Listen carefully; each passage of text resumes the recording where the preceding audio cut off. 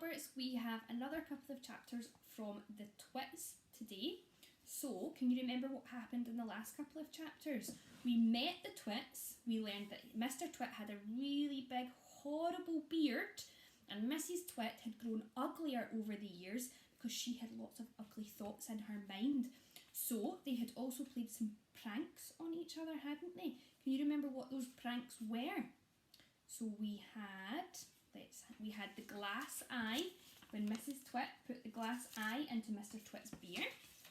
We had the frog, so when Mr. Twit had put the frog into Mrs. Twit's bed.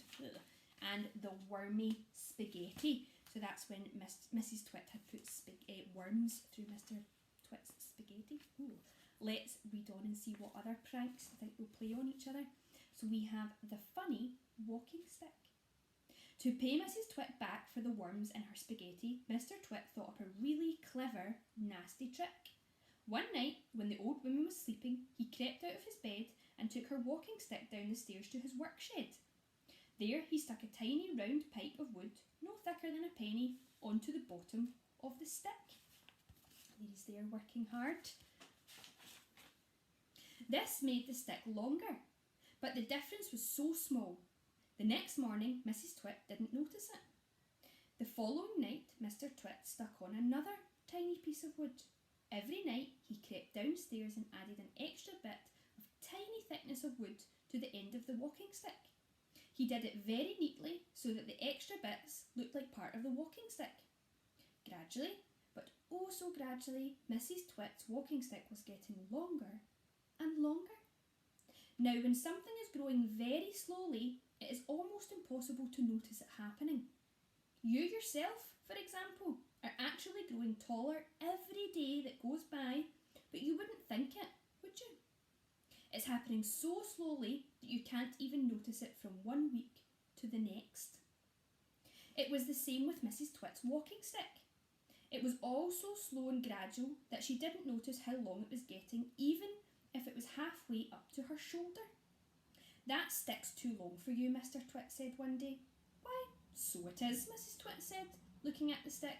I've had a feeling there was something wrong, but I couldn't for the life of me think what it was. So there it is, the walking stick's all the way up to her shoulder now. There's something wrong, all right, Mr. Twit said, beginning to enjoy himself. What can have happened, said Mrs. Twit, staring at her walking stick. It must have suddenly grown longer. Don't be a fool, Mr. Twit said. How can a walking stick possibly grow longer? It's made of dead wood, isn't it? Dead wood can't grow. Then what on earth has happened? Cried Mrs. Twit. It's not the stick. It's you, said Mr. Twit, grinning horribly. It's you that's getting shorter. It's been noticing it for some time now.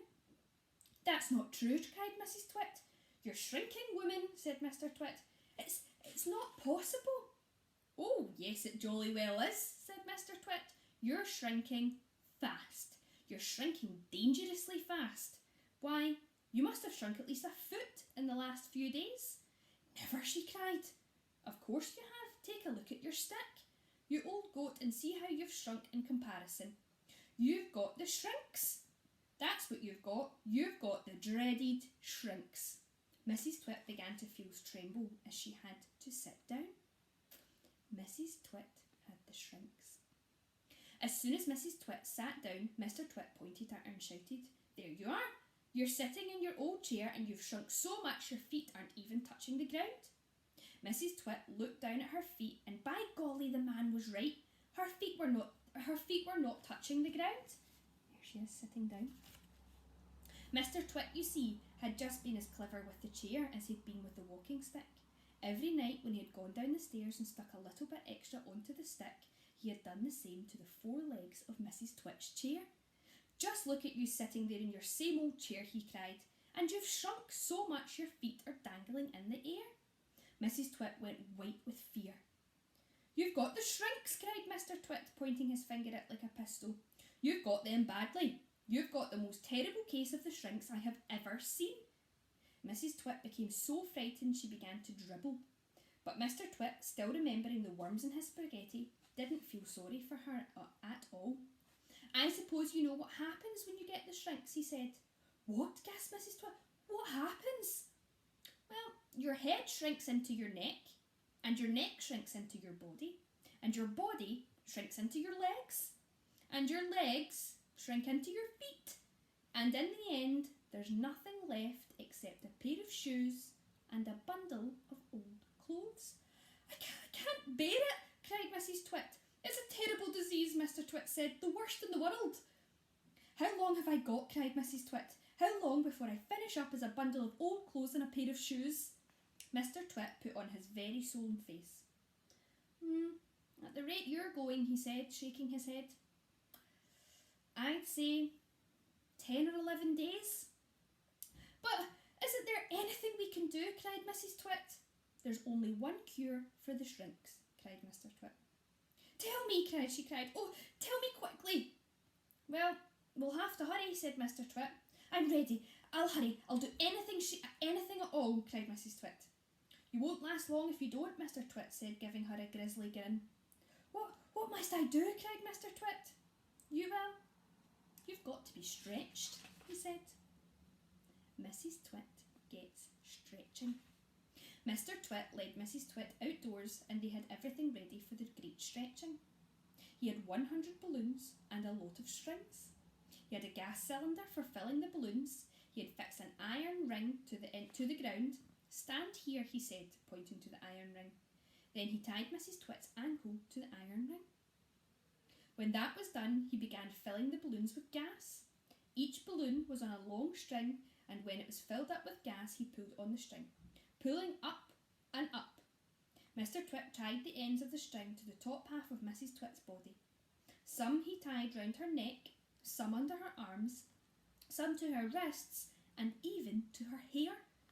Soon there were 50 coloured balloons floating in the air above Mrs. Twit's head. Can you feel them stretching out, Mr. Twit? I can, cried Mrs. Twit. They're stretching me like mad. He put on another 10 balloons and upward pull became very strong. There she is, all of the balloons tied to her and Mr. Twit filling up more of the balloons, and she's stuck to the iron ring at the bottom. Mrs. Twit was quite helpless now. With her feet tied to the ground and her arms pulled upwards by the balloons, she was unable to move. She was a prisoner. And Mr. Twit had intended to go away and leave her like that for a couple of days and nights to teach her a lesson. It's not very nice. In fact, he was just about to leave when Mrs. Twit opened her big mouth and said something silly. Are you sure my feet are tied properly to the ground? She gasped. If one of those strings that are around my ankles break, it's goodbye for me. And that's what gave Mr. Twit his second nasty idea. What do you think's going to happen? I'm going to leave it there and we're going to end, and let's see if you can guess for the next video what happens in the next chapter.